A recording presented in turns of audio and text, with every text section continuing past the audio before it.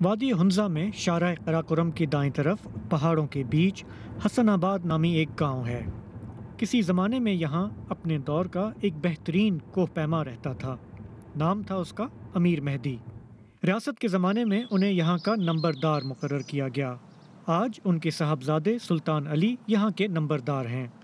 مہدی خان کا یہ خیال تھا کہ میں بھی اوپر جاؤں، K2 پیک پر پاکستان کی نمائندگی کروں، لیکن بعد میں وہ جو لکھنے والے یا رائٹنگ والے اس کو حق نہیں دیا گیا۔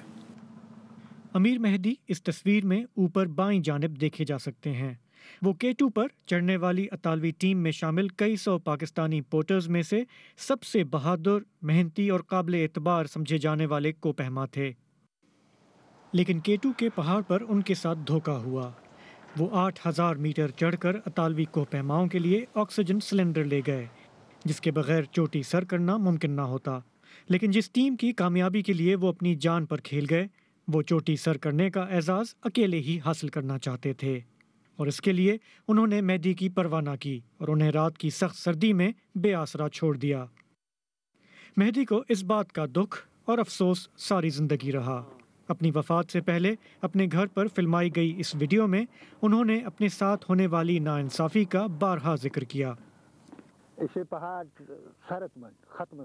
امیر مہدی کے ساتھ K2 پر جو سلوک ہوا، اس کے نتیجے میں ان کے پاؤں جل گئے۔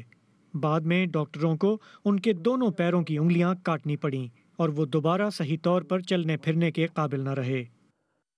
چوٹی سر کرنے والے اطالوی کوہ پیماؤں کو دنیا میں شہرت ملی، لیکن مہدی کی قربانی بھلا دی گئی۔